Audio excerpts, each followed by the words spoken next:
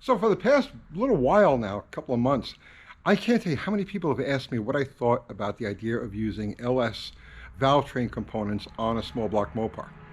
Evidently, this is a thing now, and people are converting small block Mopars to using LS rockers. And I hadn't really thought about it until now. So I said, let me just sit down and really dope out the situation here and give my opinion on it. So from what I could see, right off the bat, there is some very good and time-proven positives to it, and there's some weird liabilities. So let's talk about the positives first, and I'm going to try to be fair to this whole idea. So the positives stem from, okay, wait, before we even do that, let me explain the basic idea behind this.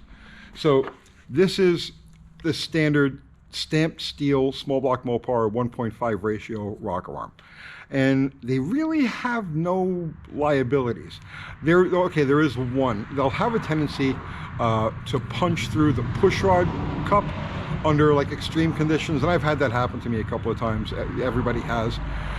That's about the only real issue with these things. It doesn't happen often, but when it does, you know, it's 15 minutes worth, you know, out of your life to swap in another one.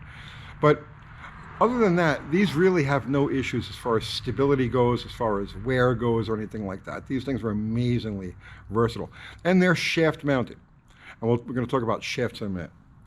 So replacing that with this. Now this is a pedestal mount 1.7 ratio LS rocker, what you'd find on a typical 5.3. So these things are not shaft mounted. They have their own individual shafts. Very nice, I might add. I mean, it's a beautiful little setup here. But they're mounted, instead of mounted to a shaft, to a common shaft, they're mounted to these. Each rocker has its own individual shaft, and they're held in place with 1 5/16 bolt. That's it. That's the only thing that holds them in place. These are 1.7 ratio. So the benefit, I believe, is to get the 1.7 ratio. That's the overall idea. Now, in order to do this to a small block Mopar head, you have to have an adapter, and the adapter would take the place of the rocker shaft. So what you would do here now is you would mill these pedestals flat, and you would add the adapter, and then with the adapter you could bolt the LS rockers to the head. Now, this goes back to the idea of milling the pedestals flat and raising the rocker shaft, or changing the rocker shaft. Goes back to middle 1970s, actually the early to middle 1970s. And it was the second generation of W2 heads that didn't come with the pedestals like this to support the shaft. They actually came with blocks, and the blocks raised the rocker shaft, therefore raising the rockers.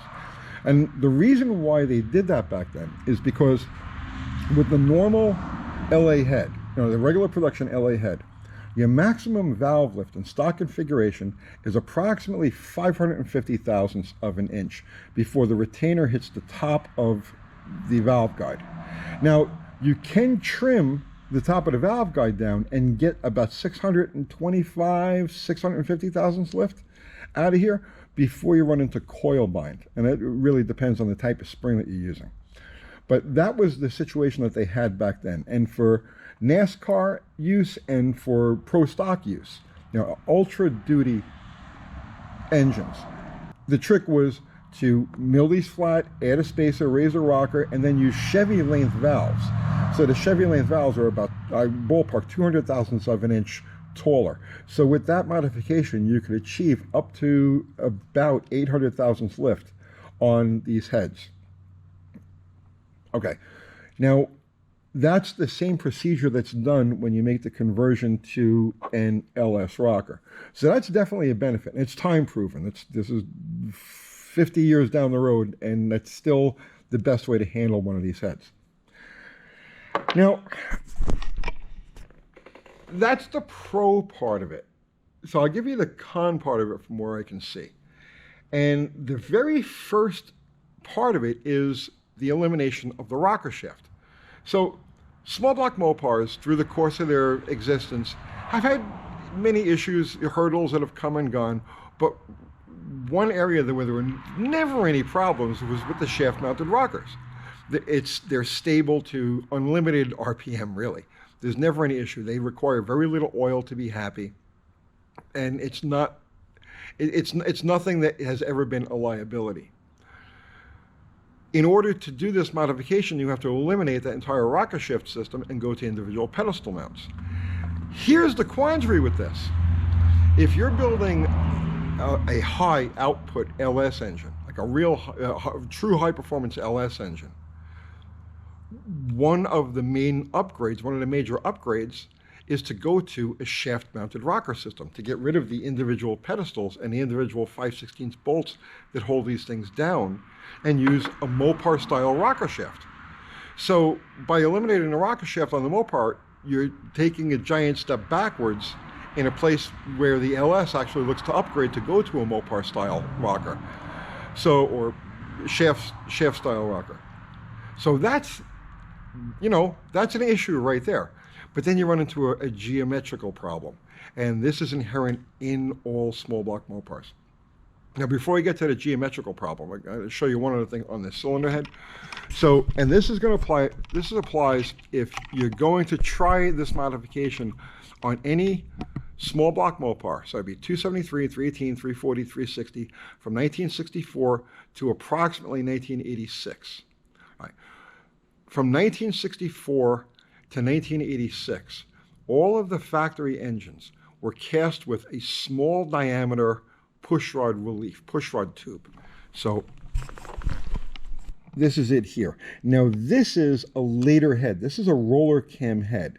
And when they went to the roller cam, they had to increase the size of the pushrod hole. That's because of the lifter angle. And we're going to get to that in 1 second. So now when you shorten the ratio, when you go from the 1.5 to the 1.7, you end up with pushrod hole interference.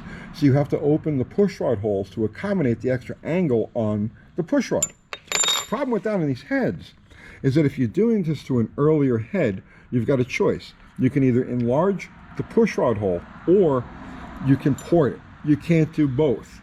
Now on these later heads that have the larger hole to accommodate the different angle for the lifters, the taller roller lifters, they added metal over here.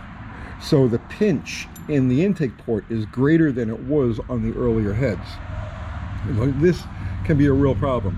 If you want to open up these pushrod holes and port the head, then there's going to be some welding and some epoxy that's going to have to be done in here, and you're still very limited as to how far you can go. So that's something to take into consideration. There is no easy way or simple way to do this on a 273, 318, 340, 360 head prior to 1986. But here's the real gotcha. So the 1.7 rocker is available from any valve train manufacturer. You can buy 1.7 rockers for the big block Mopar, because a big block Mopar has a 45-degree bank angle to the lifters. So because of that, you have some leeway as to how far you can lay the pushrod before valve train stability becomes a problem. When you're talking about a small block Mopar, you have an entirely different situation. No manufacturers, not a single one, offers a 1.7 rocker for the LA engine. They are available for the Magnum, but the Magnum has a slightly different situation. But if you're talking about doing this on an LA engine, now you've got an issue because the geometry becomes crazy. I'll show you. I have a block over here, and I can show you what I mean by this. You have a push rod. So remember that the LA engine was a descendant from the polyhead, and the polyhead had the lifters laid way over to accommodate the exhaust push rods. So on a typical engine, LS included, you've got typically a 45-degree angle to the lifter bores. So the lifter to the cylinder head is going to be a straight shot.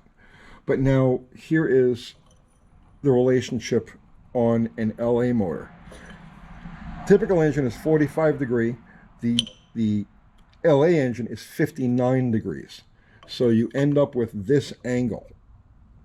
And it'll operate on that angle. That's fine, as long as the ratio stays on the conservative side.